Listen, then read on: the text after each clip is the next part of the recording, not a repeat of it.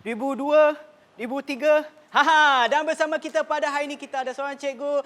Silakan Cikgu Arsyad. Terima kasih Sean. Okey. Dan cikgu, sebelum kita bermula mungkin cikgu boleh kenalkan diri cikgu kepada penonton kita di rumah. Baik, Assalamualaikum warahmatullahi wabarakatuh kepada semua penonton, anak-anak murid cikgu, kadet remaja sekolah. Baik, nama Cikgu Muhammad Arsyad bin Muhammad Aslam.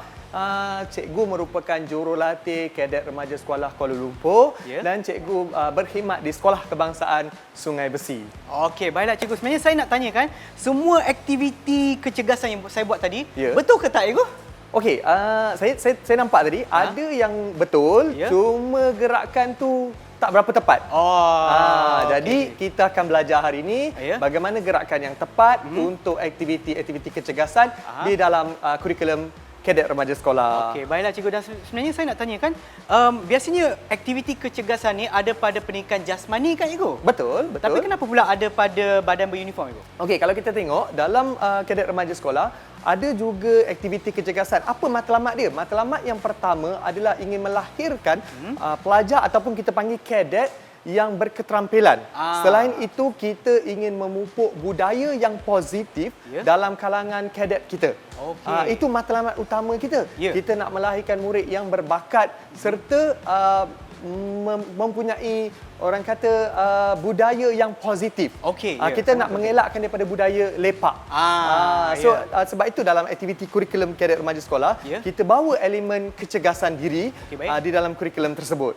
Baik, kita lihat juga objektif untuk kurikulum kadet remaja sekolah mengenai kecergasan diri. Yang pertama, kita nak melahirkan insan yang sihat dari segi fizikal dan mental. Itu yang paling utama fokus kita. Selain itu, kita juga memupuk bakat serta meningkatkan potensi murid-murid kita. Dalam aktiviti kadet remaja sekolah ni, kita akan ada satu slot kecergasan di mana kita akan memupuk budaya bersukan dalam kalangan murid-murid.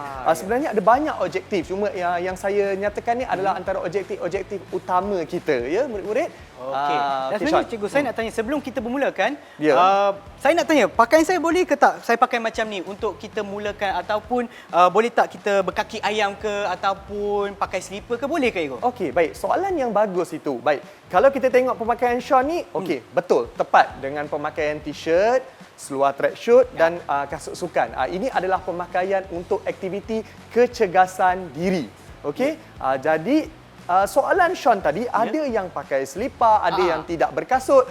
Tidak berkasut ini bahaya sebenarnya. Bila kita melakukan aktiviti tanpa berkasut, akan risiko untuk cedera itu ada. Jadi sebaiknya kita berpakaian seperti inilah. T-shirt, seluar tracksuit dan juga kasut sukan. Seperti cikgu pakai hari ini. Okey cikgu. Dan juga biasanya kalau kita nak jalankan aktiviti tersebut kan, apakah ataupun di manakah kawasan yang sesuai? Boleh tak kalau kita buat dalam tandas ke, sebelum mandi kan kita nak buat sedikit senaman ke, boleh ke cikgu? Okey, baik. Bukan tak sesuai.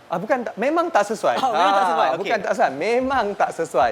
Dalam tandas memang tak sesuai sebab risiko untuk berlaku kemalangan dalam tandas sangat tinggi kerana kawasan lantainya yang licin. Jadi, untuk melakukan aktiviti kecergasan ini, kita perlukan kawasan yang terbuka, ataupun kawasan padang, ataupun kawasan simen yang rata.